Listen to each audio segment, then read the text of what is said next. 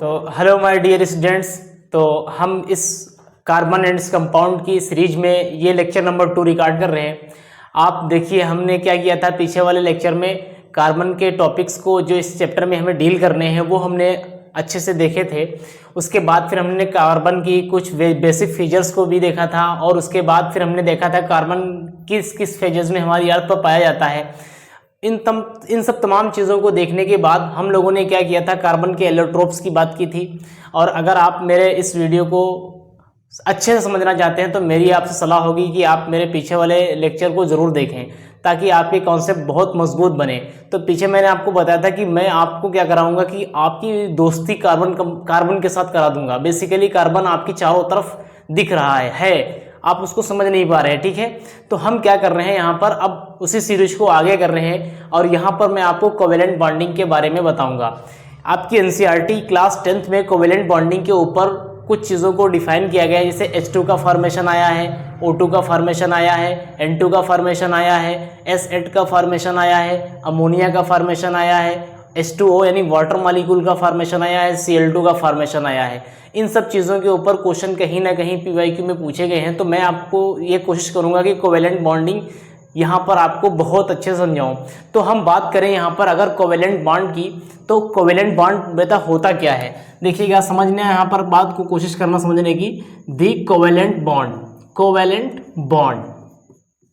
जी, आपने पीछे मेटल और नॉन मेटल में पढ़ा होगा कि अगर हम बात करें NaCl की, तो यहाँ पर जो बॉन्ड बनते हैं वो बनते हैं आयोनिक बॉन्ड, बिकॉज Na जो होता है वो पॉजिटिव आयन की फॉर्म में होता है और जो Cl होता है वो नेगेटिव आयन की फॉर्म में होता है। तो जहाँ पर पॉजिटिव और नेगेटिव आयंस होते हैं वहाँ पर जो इलेक्ट्रोस्टैटिक फोर्स ऑफ अट्रैक्शन होता है वो बहुत स्ट्रॉन्ग होता है।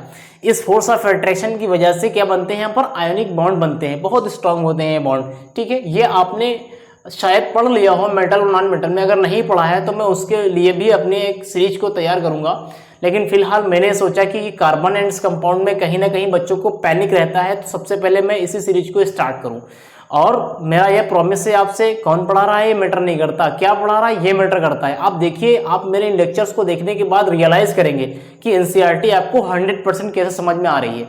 ठीक है, मैं एनसीईआरटी के पढ़ने के और समझने के तरीके को सिखाऊंगा यहाँ पर। तो हम क्या बात करेंगे, कोवेलेंट बॉन्ड। तो यहाँ पर ऐसा बॉन्ड जो किन्हीं दो एटम्स के बीच में इलेक्ट्रॉन की शेयरिंग के साथ बनता है।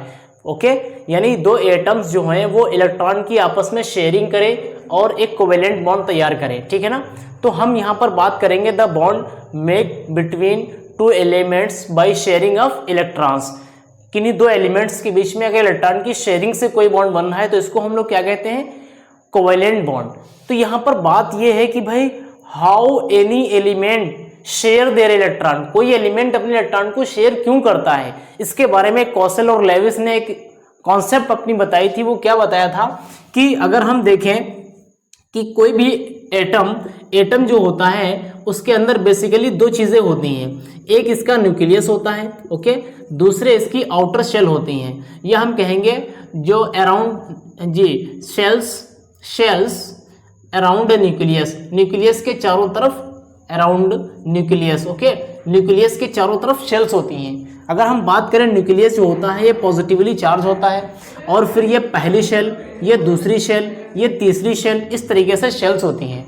लेविस कौशल ने ये माना था कि न्यूक्लियस और उसकी इनर सेल्स, लाइक मान लो हम बात करें अगर यहाँ पर ऑक्सीजन की, तो ऑक्सीजन का जो एटॉमिक नंबर होता है वो 8 होता है। तो अगर हम इसके इलेक्ट्रॉनिक कॉन्फ़िगरेशन को कराएं तो 2,6 आएगा। K में होंगे 2 और L में होंगे 6, यानी पहली वाली शेल को K कहते हैं, दूसरी वाली शेल को L कहते हैं, तीसरी वाली को M कहते हैं, फिर N होती है। इस तरीके का आपने इलेक्ट्रॉनिक कॉन्फ़िगरेशन क्लास 9th में पढ़ा होगा। ठीक है, तो उसी बेसिस पर हम क्या कर रहे हैं, K में 2 इलेक्ट्रॉन हमने रखे, L में कितने रखे, 6। आप देखिए यहाँ पर ये जो 6 है, L वाली शेल है, इसको हम लोग आउटर शेल बोलेंगे, आउटर शेल, ओके। और जो K होगी वो कौन सी होगी शेल, ये इनर शेल होगी। तो अगर हम बात करें, कौशल और लेविस ने क्या बताया था कि जो न्यूक्लियस होता है और प्लस जो ये इनर सेल होती है, ये दोनों मिल करके क्या बनाते हैं, ये दोनों मिल करके, कौन सी, न्यूक्लियस एंड इनर शेल्स, ये दोनों मिल करके बनाते हैं कर्नेल, ओके, ये कर्नेल बनाते हैं। और फिर जो इसकी आउटर शेल होती है, ये वाली आउटर शेल, लेविस और कॉसल ने माना था कि जो आउटर शेल होती है वो क्या करती है, इस कर्नेल को चारों तरफ से सराउंड करती, घेरती है। तो देखो हमने क्या किया है, इस कर्नेल को चारों तरफ से सराउंड कर दिया है, घेर दिया है, ठीक है ना। और इसके कितने कोने होते हैं, 1 2 3 4 5 6 7 और ये 8 कोने हैं। इन 8 कोनों ने क्या कर रखा है, न्यूक्लियस को और इनर शेल को घेर रखा है। लेविस और कॉसल का यह मानना था कि अगर हम इन सारे कोनों पर एक एक इलेक्ट्रॉन रख दें तो ये एटम बिल्कुल स्टेबल हो जाएगा। यानी अगर किसी एलिमेंट की आउटर शेल में 8 इलेक्ट्रॉन आ जाएं तो वो एलिमेंट क्या हो जाएगा, बिल्कुल स्टेबल हो जाएगा। तो हर एलिमेंट अपने आप को स्टेबल रखने की कोशिश करता है। मैं अपने आप को स्टेबल रखने की कोशिश करता हूं, आप अपने आप को स्टेबल रखने की कोशिश करते हैं। यानी इस यूनिवर्स की हर एक चीज अपने आप को स्टेबल रखने की कोशिश करती है। ऐसे ही एलिमेंट भी अपने आप को स्टेबल रखने की कोशिश करता है। तो इस स्टेबिलिटी को हासिल करने के लिए एलिमेंट क्या करता है, कहीं इलेक्ट्रॉनों को ट्रांसफर करता है, कहीं इलेक्ट्रॉनों को शेयर करता है। तो मैं यहाँ पर शेयर करने वाले केस को पढ़ाऊंगा, ठीक है ना। तो ध्यान दीजिएगा, यहाँ पर मैंने आपको क्या समझाया अभी तक मैंने आपको ये समझाया है कि कॉसल और लेविस ने माना था, कॉसल और लेविस ने एंड लेविस, ठीक है ना, इन दोनों साइंटिस्ट ने ये माना था कि जो न्यूक्लियस होता है और प्लस इनर शेल्स, ये दोनों मिल करके क्या करती हैं, ये बनाती हैं कर्नेल को। ये बात मैंने आपको बताई, ये बनाती हैं कर्नेल को, कर्नेल, ठीक है ना। और इस कर्नेल को चारों तरफ से घेरे हुए होता है आउटर शेल। ये इस तरीके से आउटर शेल में बना रहा हूं, जो इस क्यूब की फॉर्म में बना हुआ है। और इस क्यूब के कितने सिरे हैं, 8 सिरे हैं। ये 8 सिरे मैंने बना दिए। इन्होंने माना था कि 8 सिरे जो हैं, ये हर एक सिरे पर एक एक सोल्जर बैठा हुआ है, मान लो। तो अगर 8 कोनों चारों तरफ से कवर होंगे तो ये चीज जो अंदर का कर्नेल है ना, ये बिल्कुल स्टेबल होगा, सुरक्षित होगा। अगर कहीं एक कोने से या 2 कोने से इन इलेक्ट्रॉन्स को गायब कर दिया जाए तो इसकी स्टेबिलिटी नहीं रहेगी। तो ये एलिमेंट क्या चाहता है कि मेरे 8 कोनों पर कम से कम एक इलेक्ट्रॉन तो हर हाल में आ जाए। तो अब यहाँ पर मैं बात कर रहा था ऑक्सीजन की, तो 2,6, तो इसमें 1 2 3 4 5 6, इसकी आउटर शेल में 6 इलेक्ट्रॉन हैं। लेकिन 2 ऐसी जगह हैं जहां पर कोई इलेक्ट्रॉन नहीं है। अब ऑक्सीजन किस चीज को ट्राई करेगा, ये ट्राई करेगा कि जो 2 जगह खाली है ना, किसी भी तरीके से कैसे भी करें इनमें 2 इलेक्ट्रॉन कम से कम रख दिए जाएं। इसके लिए ये शेयरिंग करेगा। ओके, तो हम चलते हैं, डेफिनेशन को शुरू करते हैं अपनी, और इस बात को समझने की कोशिश करेंगे कि हमारे पास कोवेलेंट बॉन्डिंग से किस किस तरह के मॉलिक्यूल्स बनते हैं। दूसरी बात मैं आपको यहाँ पर यह बताऊंगा कि जो इनर्ट गैसेस होती हैं, इनर्ट गैसेस, इन इनर्ट गैसेस का इलेक्ट्रॉनिक कॉन्फ़िगरेशन स्टेबल माना गया है। सबसे पहली इनर्ट गैस का नाम है हीलियम, एटॉमिक नंबर 2 होता है। इसके के शेल में 2 इलेक्ट्रॉन भरे होते हैं, इसको स्टेबल माना गया है। ओके, उसके बाद की जो गैसेस होती हैं उसमें एक नियान होती है, के में होते हैं 2, एल में होते हैं 8, एम में होते हैं, सॉरी एम, इसमें एम होते नहीं है क्योंकि 2 और 8 10 हो गए, तो नियान में 10 है ना, तो पहली शेल में 2 और दूसरी शेल में 8 हो जाएंगे। इसी तरीके से आर्गन की अगर हम बात करेंगे तो 2,8,8, तो इसमें 18 है। हीलियम को छोड़ करके जितनी भी इनर्ट गैसेस होती हैं उनकी आउटर शेल में 8 इलेक्ट्रॉन होते हैं। इसका मतलब क्या है, ये जो चारों तरफ से क्यूब है ना, इसके 8 कोने फिल होते हैं। बिल्कुल समझ आ रही बात ना। इसीलिए इनर्ट गैसेस कैसे मानी गई हैं, स्टेबल मानी गई है। इनर्ट गैसेस कैसे मानी गई है, स्टेबल मानी गई है। ठीक है, तो हम यहां पर इस बात को समझने की कोशिश करेंगे। हाइड्रोजन हमेशा कहां जाने की कोशिश करेगा, हीलियम बनने की कोशिश करेगा। इसी तरीके से ऑक्सीजन कहां, नियॉन के स्टेबल कॉन्फ़िगरेशन में जाने की कोशिश करेगा। कार्बन नियॉन की स्टेबल कॉन्फ़िगरेशन में जाने की कोशिश करेगा। कहने का मतलब यह है कि कोई एलिमेंट अपने चारों तरफ स्टेबल इलेक्ट्रॉनिक कॉन्फ़िगरेशन को पाने की कोशिश करता है। चलो यहां पर हम लोग डेफिनेशन को स्टार्ट करते हैं। बिल्कुल बोर नहीं होना है बेटा, आपको ध्यान से बात को सुनते रहना है। मेरे लेक्चर को स्किप मत करना, छोड़ के मत जाना। और अगर आपको कुछ भी सीखने को मिले तो इस लेक्चर को और इस वीडियो को आप अपने फ्रेंड सर्किल में शेयर जरूर कर दीजिएगा। तो यहाँ पर हम इसके डेफिनेशन को उठा रहे हैं, द कोवेलेंट बॉन्ड। तो हम कहेंगे the bond which form by which forms by sharing of electrons, sharing of electrons जी between two elements is called covalent bond. Okay, definition क्या होगी? The bond which forms sharing of electrons between two elements is called covalent bond. Okay, अब यहां पर हम लोग क्या करेंगे, इसके एग्जांपल्स को लेना शुरू करेंगे. सबसे पहला सिंगल कोवेलेंट बॉन्ड की बात करेंगे. इसमें हम लोग क्या करेंगे, सबसे पहले formation of H2, formation of H2, ठीक है ना. H2 की फॉर्मेशन का सबसे पहला एग्जांपल हम उठा लेंगे यहां पर.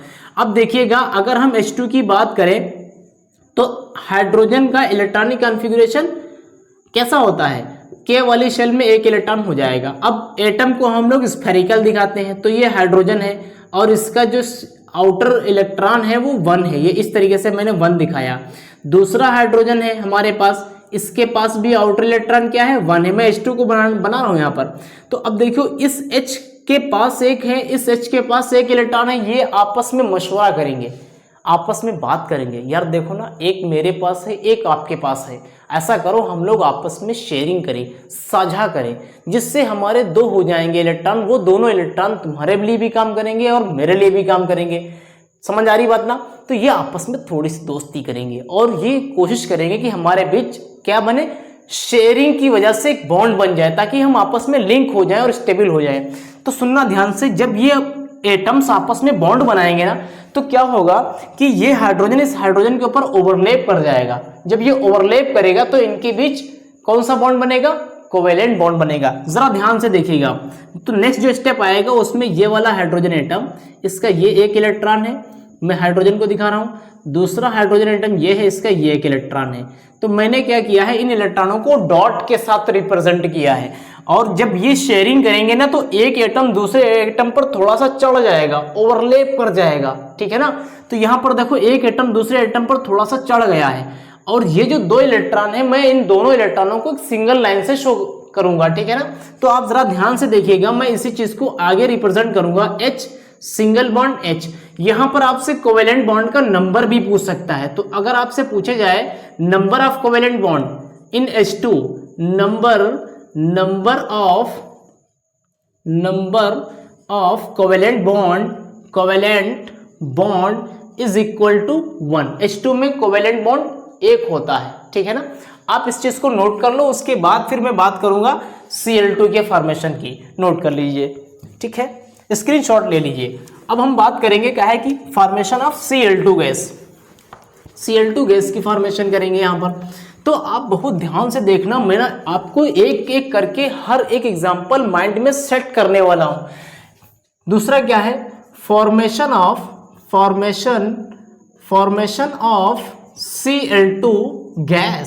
Cl2 गैस का फॉर्मेशन कराएंगे यहां पर. तो Cl के लिए हम 17 ले लेते हैं. एटॉमिक नंबर कितना होता है Cl का, 17. पहली शेल K, दूसरी L, तीसरी M, 2, 8 और इसमें कितने हो जाएंगे, 7. देखो 10 हो गए और 7 कितने, 17 हो गए.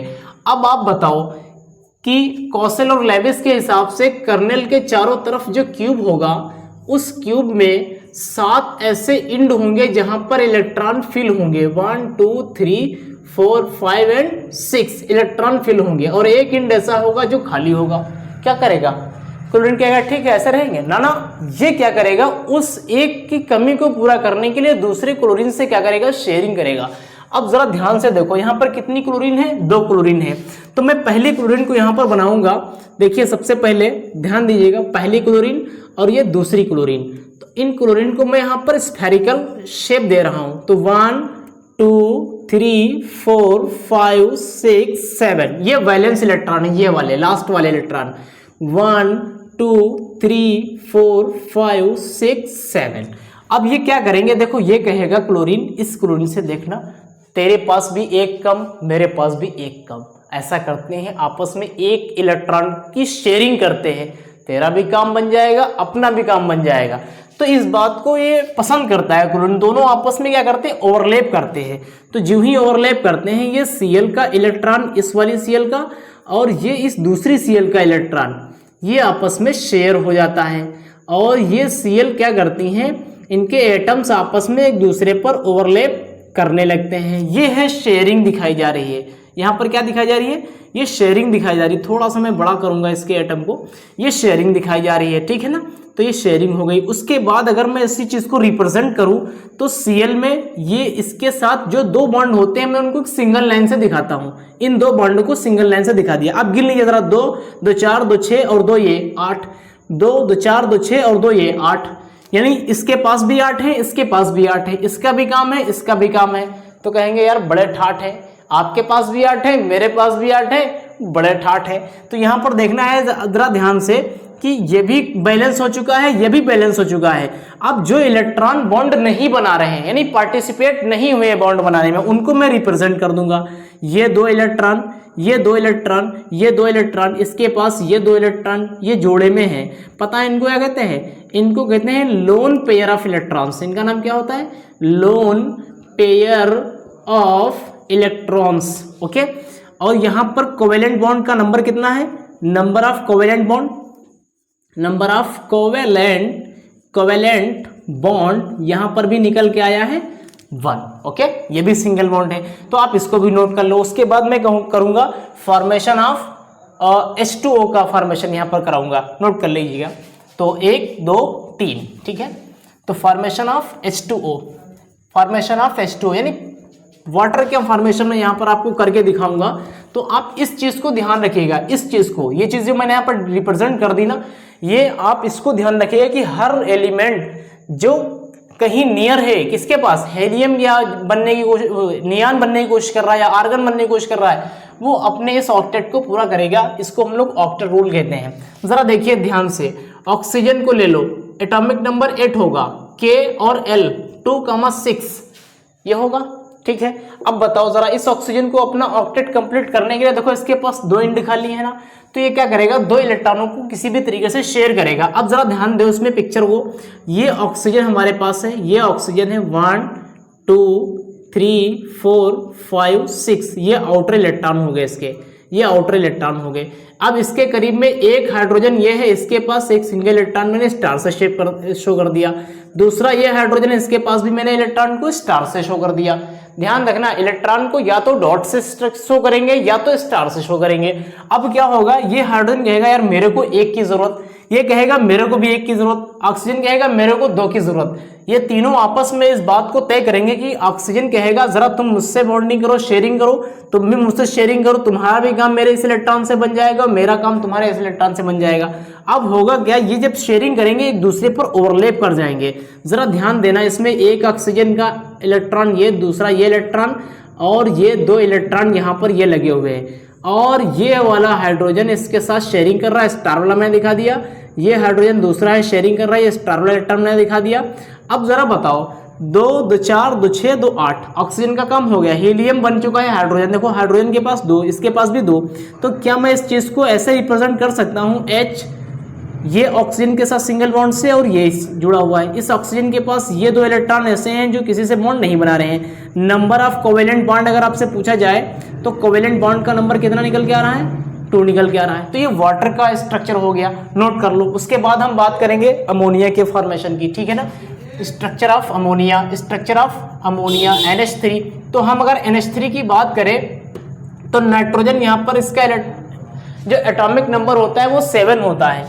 तो हम अगर इसको इलेक्ट्रॉनिक कॉन्फ़िगरेशन करें तो 2,5 ये हमारे पास इसका इलेक्ट्रॉनिक कॉन्फ़िगरेशन निकल के आएगा, 2,5। ओके, तो अब हम यहाँ पर बात करेंगे जी, तो हाइड्रोजन का होगा सिंगल, 1 इलेक्ट्रॉन इसके पास होता है। नाइट्रोजन के पास आउटर सेल में 5 इलेक्ट्रॉन्स होते हैं, यानी 3 की जरूरत है। खैर जरा यहाँ पर ध्यान दीजिएगा, तो नाइट्रोजन इसके 5 इलेक्ट्रॉन से 1 2 3 4 एंड 5, ये इस नाइट्रोजन के इलेक्ट्रॉन हो गए। हाइड्रोजन के पास यहाँ पर ये हाइड्रोजन हो गया, एक सिंगल इलेक्ट्रॉन ये हो गया, ये दूसरा हाइड्रोजन है सिंगल इलेक्ट्रॉन ये हो गया, ये तीसरा हाइड्रोजन है सिंगल इलेक्ट्रॉन ये हो गया। ओके, अब ये क्या करेंगे, आपस में शेयरिंग करेंगे, शेयरिंग करके ये अपने ऑक्टेट को कंप्लीट करने की कोशिश करेंगे, ठीक है ना। हाइड्रोजन क्या चाहेगा, एक शेयर करके हीलियम बन जाए, नाइट्रोजन ये चाहेगा 3 शेयरिंग मिल जाए और मैं क्या बन जाऊं, नियान बन जाऊं। तो यहां पर ये नाइट्रोजन इस हाइड्रोजन से कहेगा आओ शेयरिंग करो, इससे भी कहेगा शेयरिंग करो। तो जब शेयरिंग होगी तो मैं यहां पर बना रहा हूं, देखो जरा ध्यान से, एक दूसरे पर एटम्स क्या करेंगे, ओवरलैप कर जाएंगे। तो ये देखिए नाइट्रोजन का मैंने फोटो बनाया, ये नाइट्रोजन का फोटो हो गया।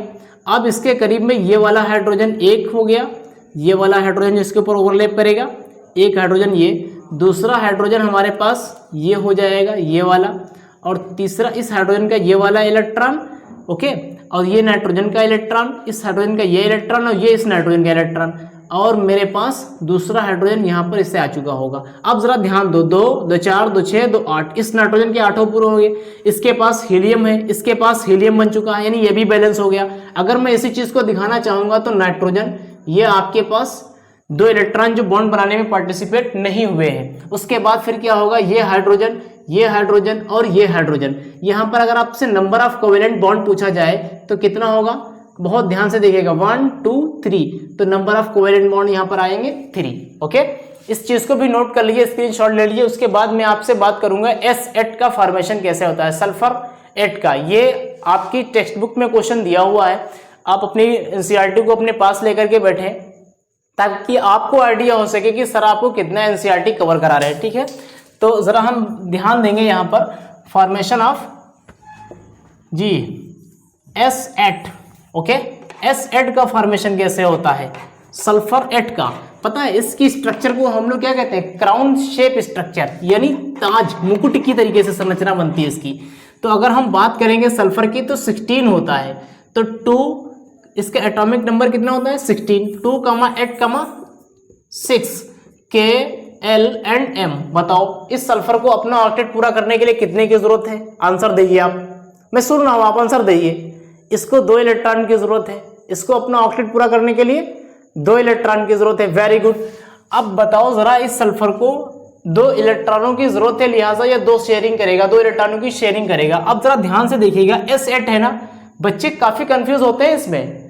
ये सवाल एग्जामिनर अगर दे तो बच्चे काफी कंफ्यूज होते हैं कि S8 को कैसे बनाएं। तो जरा ध्यान देना, 1 2 3 4 एंड 5, ये हमारे पास 5 सल्फर एटम इस तरीके से बन जाएंगे, ये अपर होंगे, ठीक है ना। उसके बाद मैं लोअर 3 सल्फर एटम्स को बनाऊंगा, 1 एंड 2 एंड 3, ये 3 लोअर एटम्स सल्फर के हो जाएंगे, और ये कुछ ऐसे बनेंगे। तो जरा बताओ ये कैसी स्ट्रक्चर दिख रही है, ये ऐसे स्ट्रक्चर दिख रही है जैसे पुराने महाराजा लोग क्या करते, सर पे अपना ताज रखते थे ना, तो इसको हम लोग बोलते हैं क्राउन शेप स्ट्रक्चर। जरा ध्यान दीजिएगा, इस बॉन्ड में एक इलेक्ट्रॉन इस वाली सल्फर का, दूसरा इसका, यही तो पार्टिसिपेट कर रहे हैं ना आपस में।